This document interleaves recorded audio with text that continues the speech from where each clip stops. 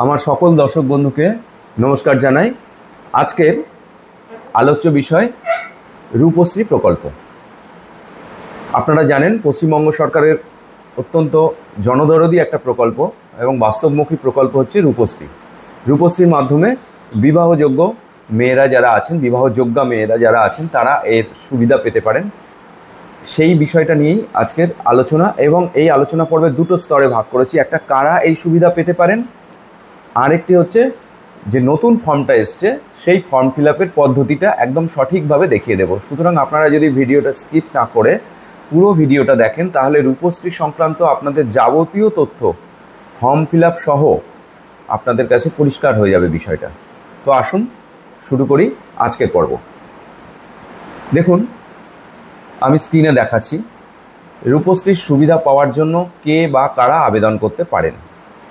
উত্তর, যে কোনো বিবাহ করতে ইচ্ছুক মেয়ে রূপশ্রীর সুবিধা পেতে পারেন যদি আবেদনকারীর বয়স অন্তত 18 বছর হয় এবং আবেদনপত্র জমা করবার সময় সে অবিবাহিত হয়, প্রস্তাবিত বিয়েটি তার প্রথম বিবাহ হয়।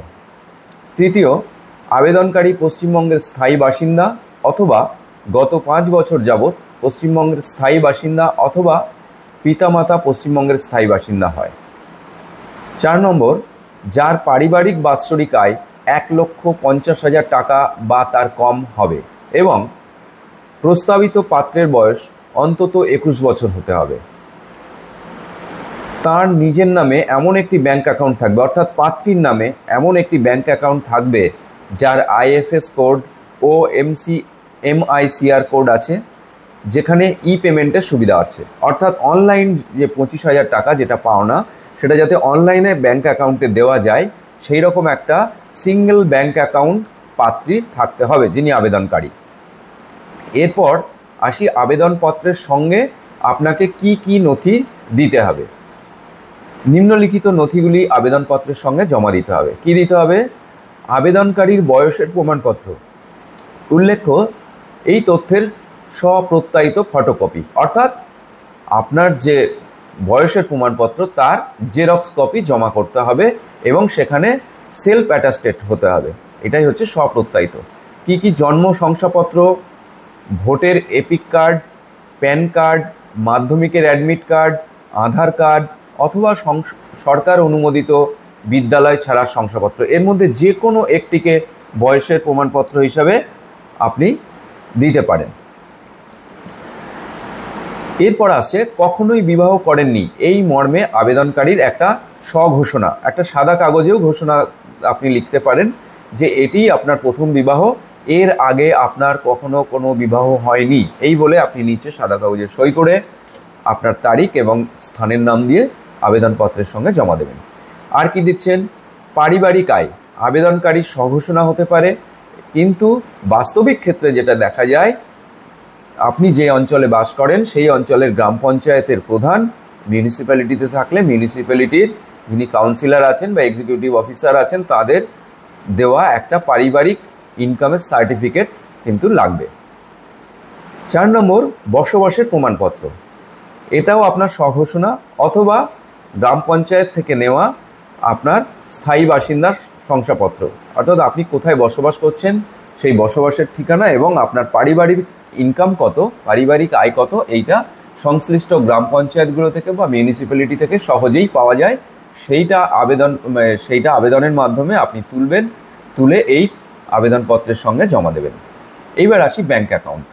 ব্যাংকের বইয়ের যে পাতাগুলিতে অ্যাকাউন্ট হোল্ডারের নাম আছে, অ্যাকাউন্ট নাম্বার আছে, ব্যাংকের নাম ঠিকানা আছে, IFSC কোড আছে ও MICR কোড আছে এবং অন্যান্য তথ্যাদি আছে, সেই পাতাগুলি আবেদনকারীর দ্বারা স্বপ্রত্যায়িত নকল জমা দিতে হবে। অর্থাৎ জেরক্স করবেন, জেরক্স করে যে পাতায় এই যে কথাগুলো বললাম, যে আপনার অ্যাকাউন্টের নাম্বার, আপনার নাম, আপনার IFSC কোড যেটা পরিষ্কারভাবে লেখা আছে, সেই পাতাটাকে ভালোভাবে জেরক্স করে সেখানে আপনার সেলফ অ্যাটাস্টেশন বা নিজের স্বাক্ষর করে জমা করবেন। পরবর্তী আসছে প্রস্তাবিত বিবাহের প্রমাণ। উল্লেখ্য, যে কোনো একটি বিবাহের নিমন্ত্রণের কার্ড, অর্থাৎ আপনার বিয়ের নিমন্ত্রণের কার্ড তৈরি হয়েছে, ম্যাক্সিমাম ক্ষেত্রে সেটাই দেওয়া হয়ে থাকে। এছাড়া বিবাহ নথিভুক্তকরণের নোটিশ, ম্যারেজ রেজিস্ট্রেশন নোটিশ, অর্থাৎ আপনার বিয়েটা হবে তার আগে একটা 3 মাস বা 6 মাস আগে একটা নোটিশ জারি করা হয় যারা রেজিস্ট্রি ম্যারেজ করেন তাদের ক্ষেত্রে। তাহলে সেই নোটিশটা এখানে প্রামাণ্য নথি হিসাবে জমা করতে পারেন, অথবা সাদা কাগজে আপনি লিখেও জমা করতে পারেন। কিন্তু বেশিরভাগ ক্ষেত্রে যেটা লাগে সেটা কিন্তু বিবাহের নিমন্ত্রণের কার্ডটা খুব জরুরি। এরপরের পয়েন্ট হচ্ছে প্রস্তাবিত পাত্রের বয়সের প্রমাণপত্র। আমি আগেই বলেছি প্রস্তাবিত পাত্রের বয়স 21 বছর হতে হবে ন্যূনতম, তার ঊর্ধ্বে হতে পারে। তার কী কী লাগবে? তার জন্মের শংসাপত্র যদি থাকে সেটা দেবেন, অথবা তার ভোটার এপিক কার্ড, অথবা তার প্যান কার্ড, অথবা মাধ্যমিকের অ্যাডমিট কার্ড বা আধার কার্ড, অথবা প্রাথমিক বিদ্যালয় ছাড়া শংসাপত্র। এই সমস্তগুলো মানে তিনি যে লেভেল পর্যন্ত পড়াশোনা করেছেন সেই লেভেলের, যদি মাধ্যমিক হয় তাহলে তো মাধ্যমিকের অ্যাডমিট পেয়ে যাচ্ছেন, যদি মাধ্যমিকের নিচে হয় তাহলে স্কুল লিভিং সার্টিফিকেট যেটা আছে সেটা প্রধান শিক্ষক মহাশয়ের কাছ থেকে স্কুল থেকে নিতে হবে, এবং সেইটার একটা জেরক্স করে পাত্র তার উপরে নিজের সই করে দেবেন এবং ডেট দেবেন। সেটা লাগছে পাত্রের ক্ষেত্রে। আর কি লাগছে? আবেদনকারী এবং প্রস্তাবিত পাত্রের সাম্প্রতিক রঙিন পাসপোর্ট সাইজের ছবি, একদম কারেন্ট পাসপোর্ট সাইজের ছবি আবেদনকারী অর্থাৎ মেয়েটির এবং তার সঙ্গে যে পাত্রের বিবাহ হচ্ছে সেই পাত্রটির ছবিটা দিতে লাগবে। কি ধরনের সুবিধা পাওয়া যায় এই প্রকল্প থেকে? এই প্রকল্প থেকে এককালীন 25,000 টাকা পাওয়া যায় বিবাহের আগে। বিবাহের আগে এককালীন 25,000 টাকা দেওয়া হয় এই প্রকল্পের মাধ্যমে। ফর্ম কোথায় পাওয়া যায়? দেখুন, ফর্ম কোথায় পাওয়া যায়? ফর্ম পাওয়া যায় এই প্রকল্পের আবেদনপত্র বিনামূল্যে নিম্নলিখিত অফিসগুলি থেকে পাওয়া যায়। কোথায় কোথায় পাওয়া যাচ্ছে? গ্রামীণ এলাকার জন্য সংশ্লিষ্ট ব্লক ডেভেলপমেন্ট অফিসারের অফিস থেকে পাওয়া যায়। মিউনিসিপ্যালিটি এলাকার জন্য সাব-ডিভিশনাল অফিসারের অফিস থেকে পাওয়া যায়। কর্পোরেশন এলাকার ক্ষেত্রে কমিশনারের অফিস থেকে পাওয়া যাবে, বা বড় অফিস বা ওয়ার্ড অফিস থেকে পাওয়া যায়।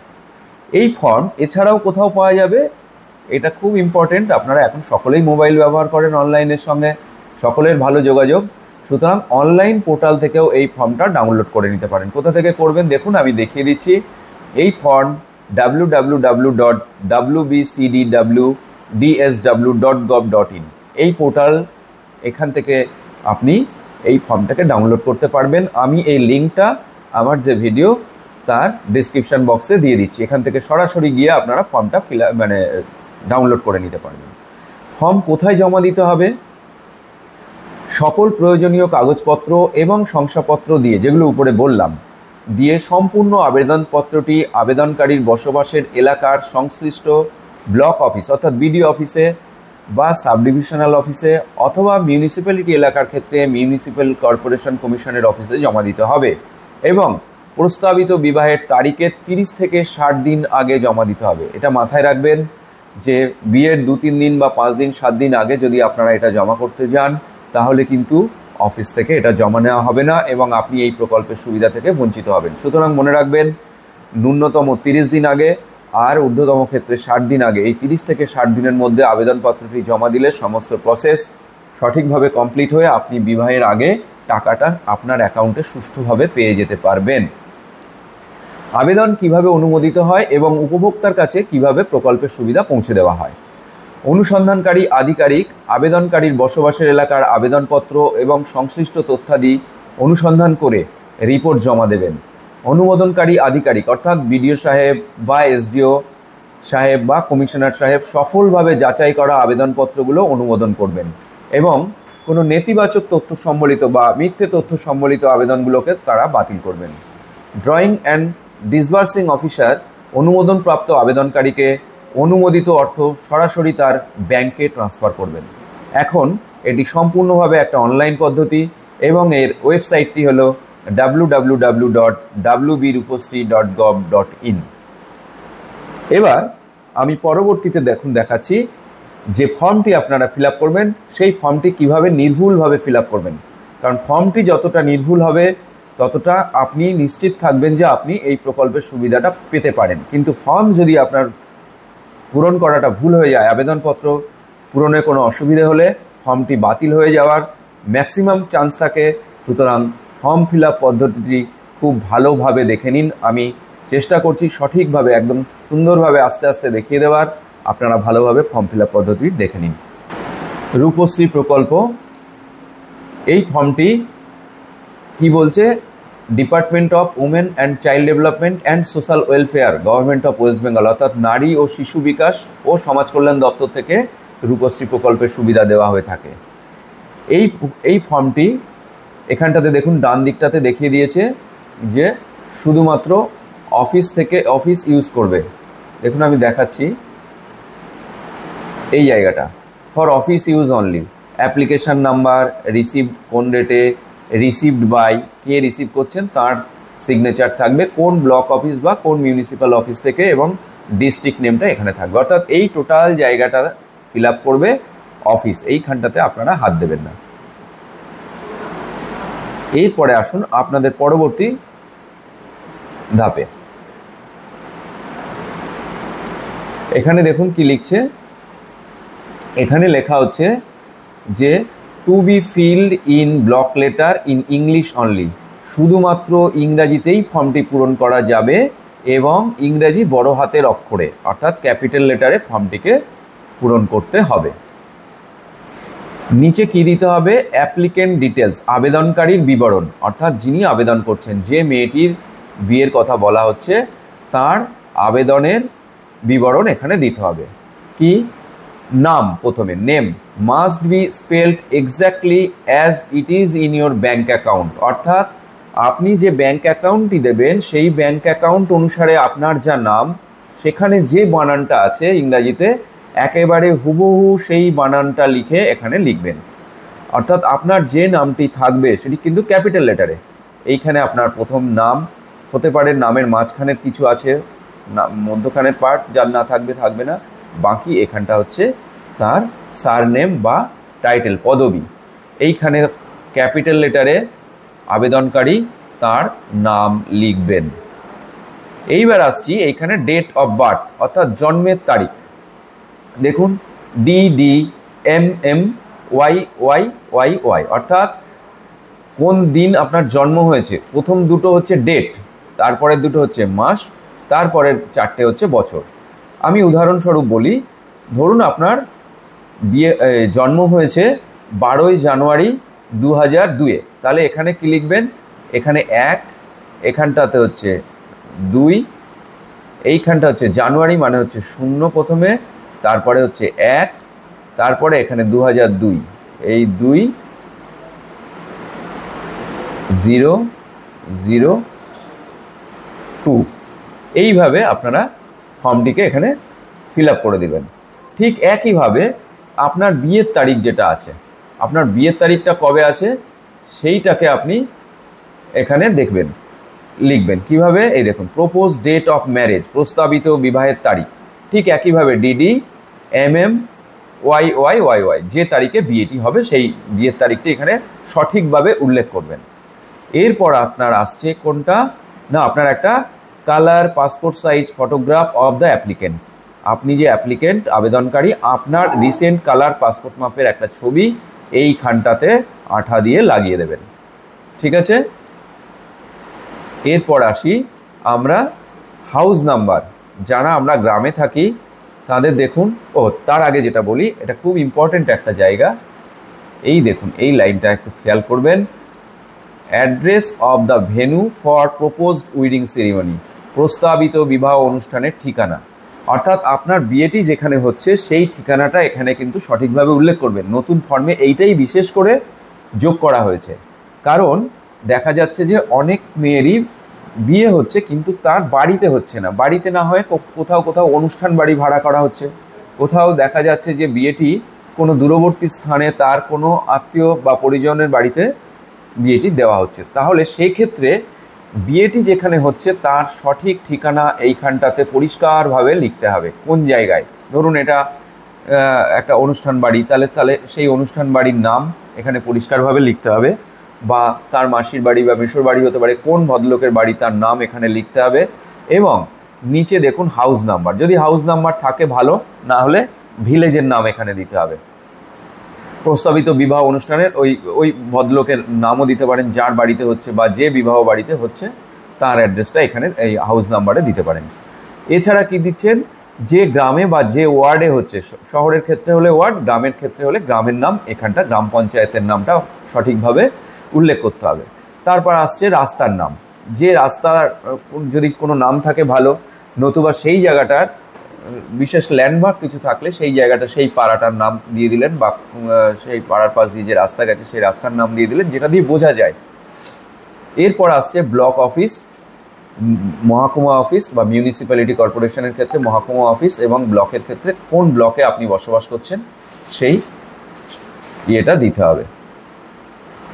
সরি, এটা বসবাস করছেন না, এটা হচ্ছে যেখানে বিয়েটা হচ্ছে। সরি, আমি এখানে যা যা বলছি, এই অ্যাড্রেস সম্পর্কিত যা যা বলছি, এটা হচ্ছে যেই অঞ্চলে বিয়েটা হচ্ছে তার ডিটেলস, সেখানকার পুলিশ স্টেশন, সেখানকার ডিস্ট্রিক্ট, সেইখানকার পিনকোড, সেখানকার পোস্ট অফিসের নাম, এই টোটাল যেটা আছে এই ঠিকানাটা এখানে যতদূর যা দেখানো হচ্ছে সেটা হচ্ছে প্রস্তাবিত বিবাহ অনুষ্ঠানের ঠিকানা। সুতরাং এটাকে সঠিকভাবে পূরণ করবেন যেন কোনো প্রকার ভুল না হয়। এরপর যেটা আসছি দেখুন, কারেন্ট অ্যাড্রেস। তার আগে আপনার মাদার্স নেম, যিনি মেয়ে আছেন তার মায়ের নাম কি আছে, এইখানে মায়ের নাম ক্যাপিটাল লেটারে লিখবেন, ইংরাজিতে ফিল আপ করবেন। ফাদার্স নেম একইভাবে ক্যাপিটাল লেটারে ইংরাজিতে ফাদার্স নেম লিখবেন পরিষ্কারভাবে। এরপর আসছে কারেন্ট অ্যাড্রেস, অর্থাৎ বর্তমানে আপনি কোথায় বসবাস করেন, একই রকম আপনার বাড়ির নাম্বার, আপনার রোড বা স্ট্রিট, আপনার পুলিশ স্টেশন দেখুন। এছাড়া থাকছে আপনার পোস্ট অফিস, এটা হচ্ছে কারেন্ট অ্যাড্রেসে। এই কারেন্ট অ্যাড্রেস যেটা হবে, অর্থাৎ বর্তমানে আপনি কোথায় বসবাস করছেন সেইটা, ঠিক একইভাবে পার্মানেন্ট অ্যাড্রেস, অর্থাৎ আপনি স্থায়ীভাবে কোথায় বসবাস করেন। হতে পারে যে আপনি এখন হয়তো কোনো জায়গায় অন্য কোথাও পড়াশোনার জন্য এসে বসবাস করছেন বা অন্য কোনো কারণে এসে বসবাস করছেন, কিন্তু আপনার অ্যাকচুয়াল বাড়ির অ্যাড্রেসটা অন্য জায়গায়, তাহলে পার্মানেন্ট অ্যাড্রেসটা সেক্ষেত্রে আলাদা হবে। কিন্তু যদি এরকম দেখা যায় যে আপনার কারেন্ট অ্যাড্রেস এবং আপনার পার্মানেন্ট অ্যাড্রেস এক, সেক্ষেত্রে আপনাকে আমি বলবো পরিষ্কার করে যে এইখানে কখনোই ডু কথাটি লিখবেন না। ডু বলে লিখে দিলেন, এরকম কখনোই লিখবেন না, এটা কিন্তু সম্পূর্ণরূপে ভুল। সম্পূর্ণ অ্যাড্রেসটাকে, অর্থাৎ যদি একও হয়, এখানে যা উল্লেখ করছেন এখানে ঠিক সেইভাবে উল্লেখ করবেন, এখানে যা উল্লেখ করছেন এখানে ঠিক সেইভাবে উল্লেখ করবেন, কখনোই ডু লিখে দেবেন না, ডু কিন্তু গ্রাহ্য হবে না। এরপরের স্টেপে আসি, জিপি, ওয়ার্ড, গ্রাম পঞ্চায়েত, ওইগুলোই আপনার স্থায়ী বাসিন্দা, যেখানে আপনি এটা পার্মানেন্ট অ্যাড্রেস, এটা আপনার কারেন্ট অ্যাড্রেস পরবর্তীতে। এরপরে দেখানো হচ্ছে আপনার যোগাযোগের মোবাইল নাম্বার, অর্থাৎ আপনার যে 10 সংখ্যার মোবাইল নাম্বারটি আছে, যেটি আপনার নামে আছে, সেই মোবাইল নম্বরটি দয়া করে এখানে উল্লেখ করবেন। মোবাইল নাম্বারটা এখানে 10টি সংখ্যার মোবাইল নাম্বার পরিষ্কারভাবে কিন্তু এখানে দিতে হবে। এই মোবাইলটার মাধ্যমেই কিন্তু সমস্ত ইনফরমেশান আপনার কাছে যাবে, অর্থাৎ আপনি কবে টাকা পাচ্ছেন, আপনার ফর্মটি ঠিকঠাকভাবে গ্রাহ্য হয়েছে কিনা, এই সমস্ত ডিটেলসটা কিন্তু আপনার মোবাইলে যাবে SMS-এর মাধ্যমে সরকারি ওয়েবসাইট থেকে। সুতরাং মোবাইল নাম্বারটা সঠিক দিতে ভুলবেন না। এরপর আসছি আরও একটি অত্যন্ত গুরুত্বপূর্ণ বিষয় নিয়ে, সেটা হচ্ছে অ্যাকাউন্ট নাম্বার। ব্যাংক ডিটেলস, ব্যাংকের বিবরণ এখানে আপনি দেবেন। প্রথমেই দিতে হবে ব্যাংকের অ্যাকাউন্ট নাম্বার, অর্থাৎ আপনার যে ব্যাংকে অ্যাকাউন্ট থাকবে তার প্রত্যেকটা নম্বর, এক একটা ঘরে এক একটা নাম্বার সঠিকভাবে লিখে যেখানে শেষ হবে সেখানে শেষ করে দিলেন, তারপর এগুলো ফাঁকা থাকবে, আর কিছু দরকার নেই। কিন্তু প্রথম থেকে নাম্বারগুলো লেখা শুরু করবেন, শেষ অবধি আপনার ব্যাংক অ্যাকাউন্ট নম্বর যে ঘরে শেষ হবে সেই ঘরে শেষ হয়ে যাবে। এরপর আসছে IFSC কোড। IFSC কোড দেখবেন একদম ব্যাংকের বইয়ের প্রথম পাতাতে পরিষ্কার করে IFSC কোড বলে লেখা আছে, সেই কোডটি এইখানে সঠিকভাবে দেবেন। এরপর আছে MICR নাম্বার, এই MICR নাম্বারটাও ব্যাংকের বইয়ের প্রথম পাতায় পেয়ে যাবেন। এই তিনটে সঠিকভাবে করে আপনি এখানে দেবেন আপনার ব্যাংকের নাম, তারপর দেবেন ব্যাংকের ব্রাঞ্চের নাম, এইখানে দেবেন ব্রাঞ্চের অ্যাড্রেস। এগুলো সবই কিন্তু ক্যাপিটাল লেটারে হবে, ইংরাজিতে হবে। আমি বারবার বলছি, কোনো বাংলা এখানে লেখা যাবে না, এবং ইংরাজিতে লিখলেও ক্যাপিটাল লেটার ছাড়া গ্রাহ্য হবে না। এরপর আসুন other personal information collected for purpose of record only, অর্থাৎ আপনার রেকর্ডটা সরকারি নথিতে থেকে যাবে। এখানে আপনার ব্যক্তিগত বিষয়গুলো সরকারি অফিস জানতে চাইছে। কি জানতে চাইছে না আপনার এডুকেশনাল লেভেল বা শিক্ষার স্তর কি, আপনি কোন পর্যন্ত পড়াশোনা করেছেন। যদি প্রাথমিক স্কুল পর্যন্ত পড়ে থাকেন তাহলে এখানে টিক দিয়ে দিলেই চলবে, বাকিগুলোতে আপনার হাত দেওয়ার প্রয়োজন নেই। যদি দেখা যায় আপনি সেকেন্ডারি বা মাধ্যমিক পাস করেছেন তাহলে এইখানটাতে আপনি টিক দেবেন, বাকিগুলোতে হাত দেবেন না। আপনি কোনোদিন বিদ্যালয়ে যাননি সেক্ষেত্রে এইখানে টিক দেবেন। আপনি হায়ার সেকেন্ডারি বা উচ্চ মাধ্যমিক পর্যন্ত লেখাপড়া করেছেন তাহলে আপনার ক্ষেত্রে এই বক্সটিতে টিক দিতে হবে। আপনি ডিপ্লোমা করেছেন তাহলে এই বক্সটিতে টিক দিতে হবে। আপনি অন্য কোনো কিছু নিয়ে লেখাপড়া করেছেন, এই উপরের যে 5টি কথা বললাম তার কোনোটাতেই আপনি কিছু করেননি, আপনি অন্য বিষয় নিয়ে সম্পূর্ণ অন্য বিষয়ে কিছু লেখাপড়া করেছেন বা অন্য কোনো স্কিল আছে, আপনি অন্যান্যতে টিক করবেন।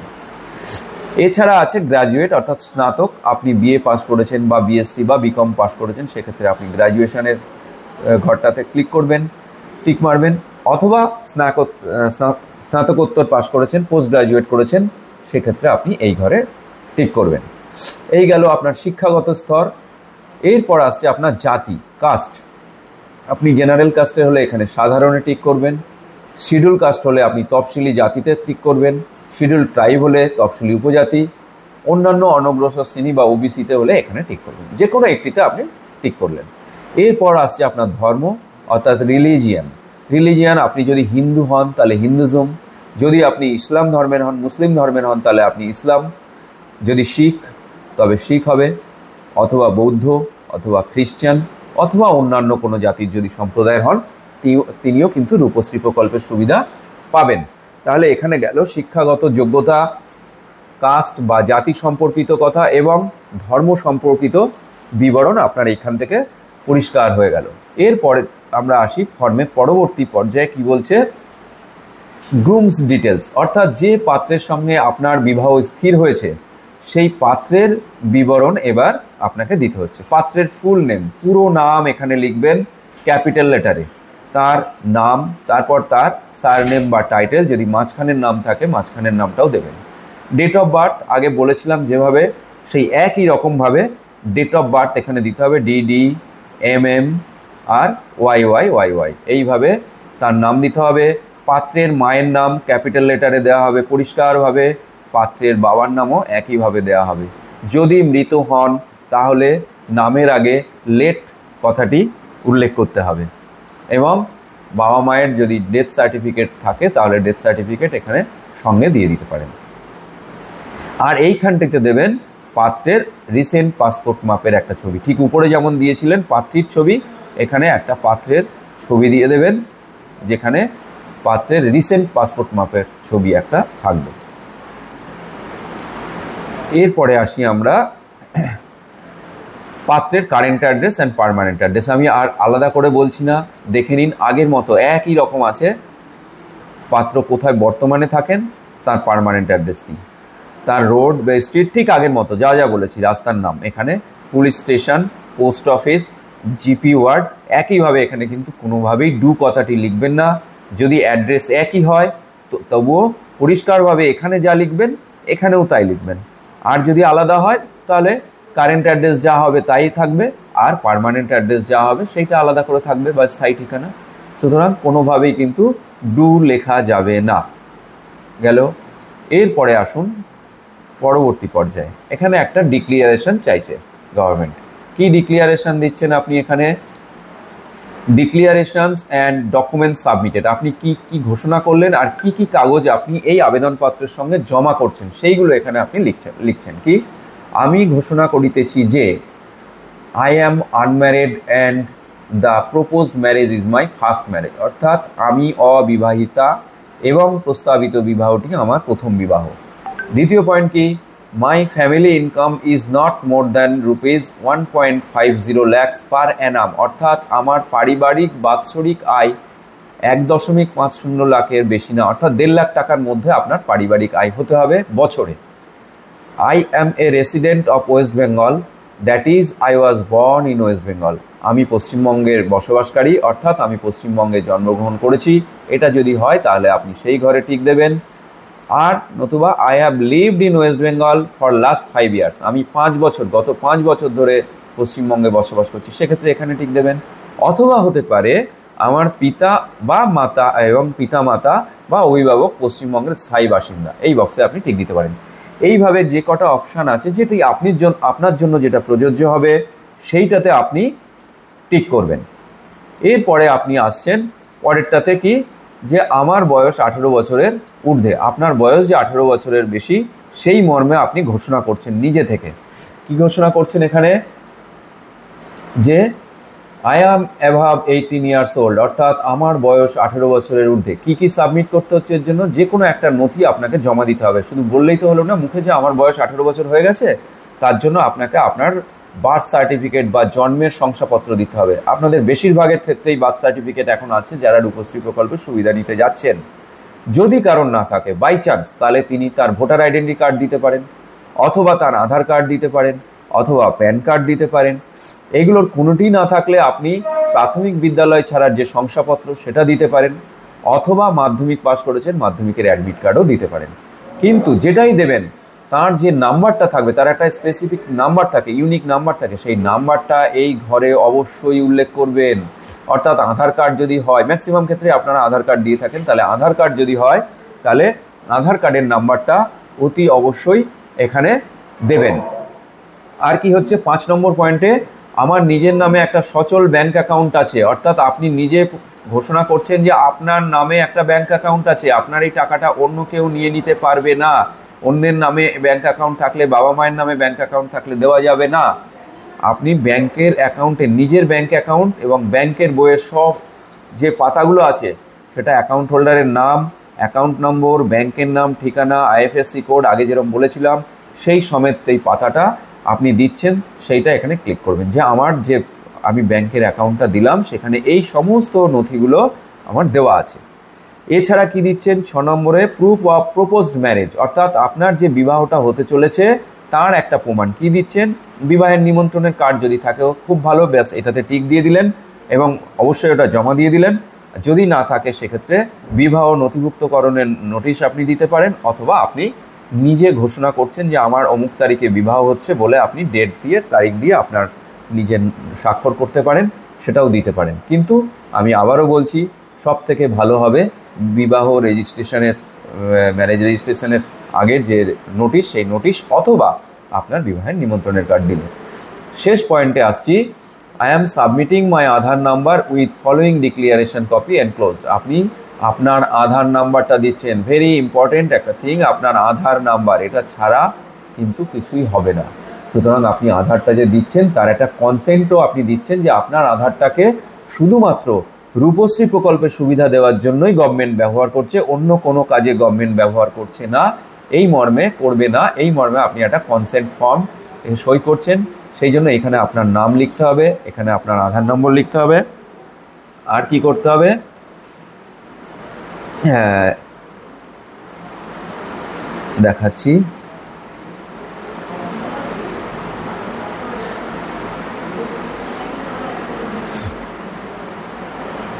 আধার নাম্বারটা এখানে আপনাকে দিতে হচ্ছে, সরি আমি আগে বললাম এখানে নাম দিতে হবে, এখানে অ্যাকচুয়ালি আধার নাম্বারটা দেবেন। এই জায়গাটা আরেকবার দেখাচ্ছি, এই দেখে নিন, এইখানে আপনার আধার নাম্বারটা দেবেন আর এইখানে আপনি সিগনেচার করবেন। এই যে নেম অফ দ্য অ্যাপ্লিক্যান্ট আপনার বড় অক্ষরে অর্থাৎ ক্যাপিটাল লেটারে এইখানে আপনার নামটি লিখবেন আর এইখানটাতে আপনার সই করবেন।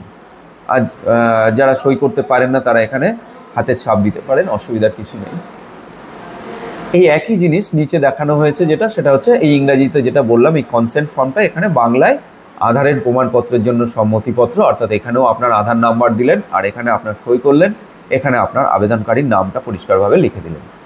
এরপরে আসি আমরা পরবর্তী পর্যায়ে কি দেখাচ্ছে, যে আপনার যার সঙ্গে বিয়ে হচ্ছে সেই পাত্রের বয়স এর একটা ঘোষণা আপনি দিচ্ছেন এখানে, যে my proposed groom is above 21 years old, অর্থাৎ আমার পাত্রের বয়স 21 বছরের বেশি।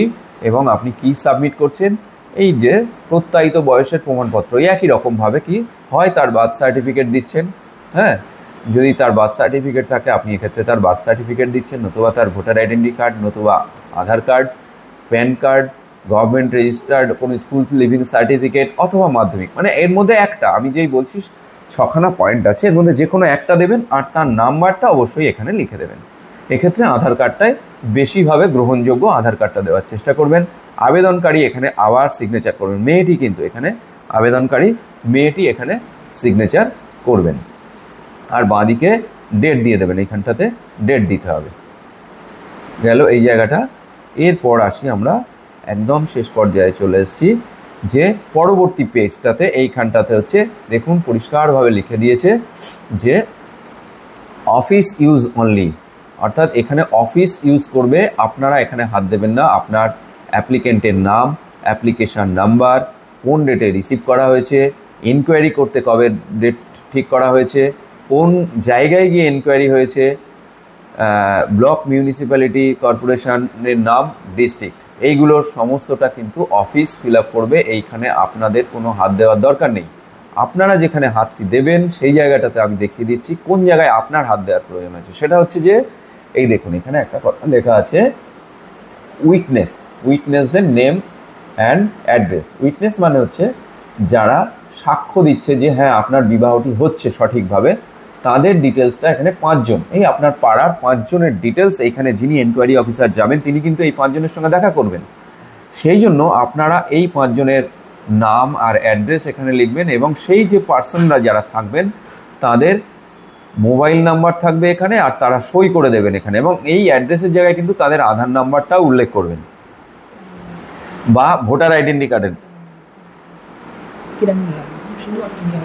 তাহলে এখানে কি করছেন, নাম দিচ্ছেন আর গ্রামের নাম দিচ্ছেন, আর এখানে তাদের মোবাইল নাম্বার দিচ্ছেন আর তাদের সই থাকছে। এই 5টা জায়গা কিন্তু আপনারা এই ফর্মের সঙ্গে ফিল আপ করে দেবেন। যিনি এনকোয়ারি অফিসার যাবেন তিনি এই কাজটি ওখানে গিয়ে করবেন, এদের সঙ্গে দেখা করে নেবেন। এইবার পরবর্তীতে এনকোয়ারি অফিসার যিনি থাকছেন তিনি তার এনকোয়ারি অফিসারদের সিগনেচার থাকছে, তারা কি অর্ডার করছেন এই জায়গাটা থাকছে, তারা এখানে সিগনেচার করে দেবেন, দিয়ে তাদের এই ফর্মটা বাতিল হলো না গ্রাহ্য হলো সে বিষয়ে তারা পরিষ্কারভাবে লিখে দেবেন। আর আপনাকে যেটা দেওয়া হবে অফিস থেকে একটা আবেদনপত্রের স্বীকৃতি দেওয়া হবে, এখানে একটা স্বীকৃতিপত্র দেওয়া হবে। আপনি যে আবেদন করেছেন আবেদনপত্রের স্বীকৃতিপত্র, এখানে অ্যাপ্লিকেশান নাম্বার দিয়ে দেওয়া হবে, এখানে রিসিভড ডেট, কোন ডেটে রিসিভ করা হলো, কোন অফিস থেকে রিসিভ করা হচ্ছে সেই গ্রহণের জায়গাটা দেওয়া হবে। এইটা আপনি অবশ্যই সংগ্রহ করে নেবেন, আপনারা বলবো অফিস থেকে। আর থাকছে এখানে name and address of the applicant, আপনার যে যিনি আবেদন করছেন তাকে দেওয়া হচ্ছে যেহেতু তার নাম, তার গ্রামের নাম, তার অ্যাড্রেসের ডিটেলস এখানটাতে দিয়ে দেওয়া হবে, অফিস থেকেই এগুলো করে দেবে। এছাড়া কি হচ্ছে,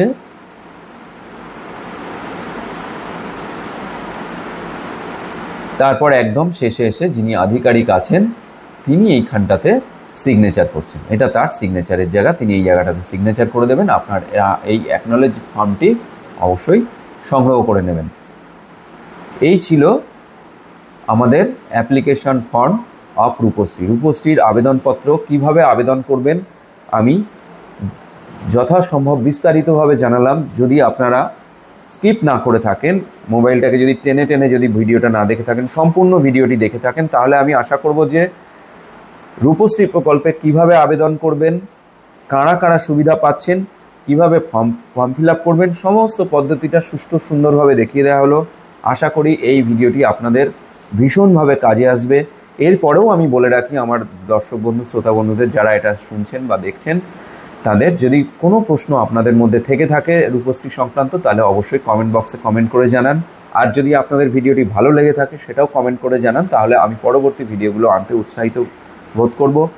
আপনাদের বলবো চ্যানেলটিকে সাবস্ক্রাইব করে পাশে থাকুন। বিভিন্ন সরকারি তথ্য এবং বিভিন্ন বিষয়ে, এডুকেশনাল বিভিন্ন বিষয়ে আমি তথ্য দিয়ে থাকি, সেগুলো আপনাদের পরবর্তীতে কাজে আসতে পারে। সুতরাং এই চ্যানেলে আপনাদেরকে স্বাগত জানাই। সকলকে ভালো থাকবেন, সুস্থ থাকবেন। আজকের মতো এখানেই শেষ করছি। ধন্যবাদ।